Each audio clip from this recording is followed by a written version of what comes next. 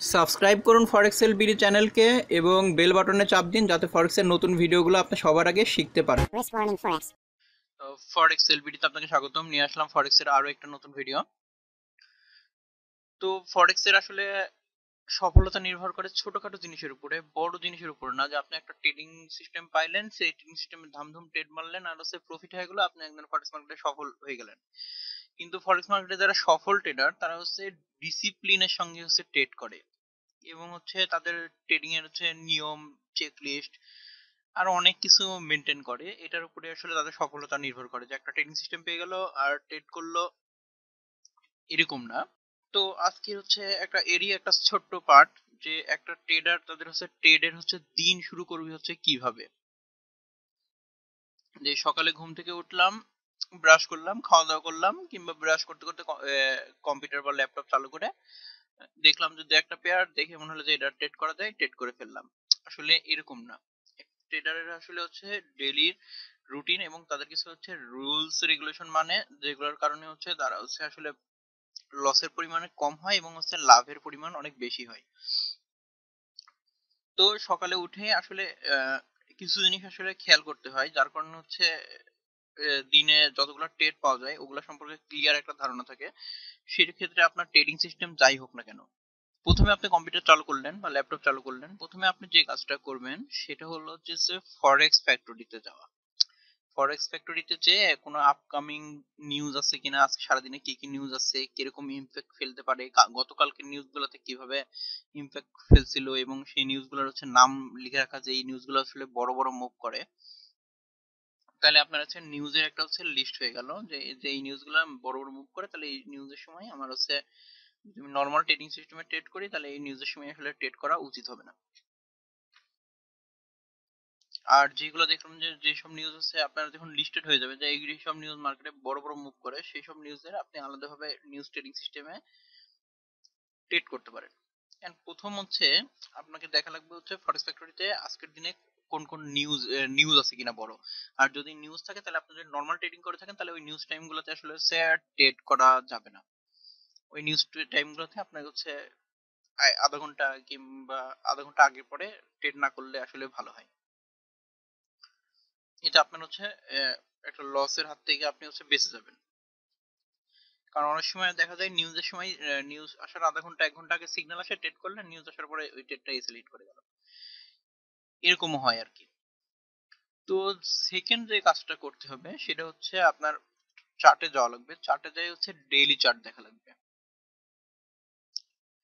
Daily chart দেখলে কি হবে, যে হচ্ছে আপনার মার্কেট সম্পর্কে একটা হচ্ছে ক্লিয়ার আইডিয়া হয়ে যাবে যে আজকের মার্কেটের কন্ডিশন কি। দেখেন হচ্ছে ইউরো ইউএসডি, যে এখানে ইউএসডি এখান থেকে এই পর্যন্ত একটা সাইডওয়ে মার্কেটের মধ্যে আছে। তাহলে এই ক্ষেত্রে আপনি হচ্ছে একটা লং মুভ আশা করতে পারেন না। এখানে উঠছে, এখানে নামছে, এখানে নামছে, এক্ষেত্রে হচ্ছে এইরকম সাপোর্ট রেজিস্ট্যান্স গুলো আপনি ডেইলি এবং হচ্ছে H4 যখন হচ্ছে দেখে দেখে দেখে নিবেন, তখন আপনি হচ্ছে যেইটার H1 হোক, M30 হোক, M5 হোক, মানে যেই চার্টে ট্রেড করেন তখন সেই চার্টে ট্রেড করতে আপনার অনেক হচ্ছে সুবিধা হবে। এবং এটা তো সাইডওয়ে মার্কেট বললাম, আপনি একটা যে কোনো একটা মুভিং এভারেজ লাগাই কিংবা হচ্ছে ট্রেন্ড লাইন আঁকাই, দেখে নেবেন যে হচ্ছে মার্কেটের ট্রেন্ড কোন দিকে। এগুলো করলে আপনার হচ্ছে সারাদিনের ট্রেড করতে অনেক সুবিধা হবে এবং হচ্ছে আপনি মার্কেট ট্রেন্ড বুঝতে পারবেন, এবং আমার সকালবেলায় আপনার হচ্ছে মাথার মধ্যে এগুলো ঢুকে যাবে যে আমি হচ্ছে এই ডিরেকশনে বা এইভাবে ট্রেড করব। আর যদি আপনি ডেইলি চার্টে ট্রেড করেন কিংবা স্প্রে ট্রেড করেন তাহলে হচ্ছে উইকলি মান্থলি চার্ট গুলো হচ্ছে দেখতে পারেন যে আজকে আসলে ক্যান্ডেলের কি পরিস্থিতি। এগুলো আসলে অনেক ইফেক্টিভ। এবং আপনার হচ্ছে যে চেক লিস্ট আছে, চেক লিস্ট যদি আপনি হচ্ছে এগুলো আসলে লিখে রাখার ব্যাপার। চেক লিস্ট আসলে মানুষ হচ্ছে ভুলে যায়। ধরেন আমি একটা এক্সাম্পল দেই, যেমন আপনি একটা ট্রেডিং সিস্টেম মনে করেন একটা ইন্ডিকেটর আপনার চার্টে প্লট করছেন। চার্টে প্লট করার পরে আপনি তখন ভেবে নিছেন যে এটা ধরেন এডিএক্স 25 বা 20 এর উপরে গেলে আমি তখন হচ্ছে ওইটা বাই বা সেল করব। এটা আপনি যখন চার্টে প্লট করছেন তখন কিন্তু আপনি এগুলা ইয়ে করে নিছেন, মাথার মধ্যে নিয়ে নিছেন এটা কিন্তু আমি প্লট এর উপরে গেলে আমি তখন ট্রেড করব। কিন্তু এরকম আপনি আরো দুই তিনটে ইন্ডিকেটর লাগাইছেন, যখন দেখবেন যে আপনি ফিজিক্যালি ট্রেড করতে গেছেন তখন কিন্তু আপনার দুইটা সিগন্যাল মিলছে, এটার কোনো মাথাই নাই, আপনি ট্রেড করে দিচ্ছেন।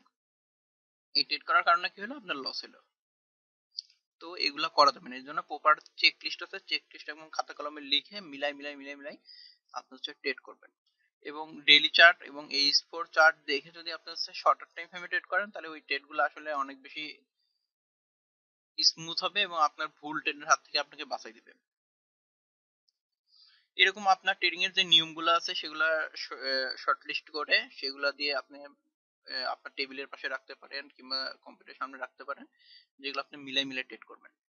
তো আজকের ভিডিও এই পর্যন্তই। আসলে টিপসটা ছোট্ট হলেও আসলে অনেক কাজের এবং অনেক ইফেক্টিভ। আপনারা অ্যাপ্লাই করে দেখতে পারেন এবং কাজে লাগলে অবশ্যই কমেন্ট করে জানাবেন। এবং আপনার কোনো ফ্রেন্ড যদি এই বিষয়ে না জেনে থাকে তাহলে অবশ্যই ভিডিওটা তাকে শেয়ার করবেন। তো দেখা হবে নতুন কোনো ভিডিওতে। সাবস্ক্রাইব করুন ফরেক্স এল বিডি চ্যানেলকে এবং বেল বাটনে চাপ দিন যাতে ফরেক্সের নতুন ভিডিওগুলো আপনি সবার আগে শিখতে পারেন।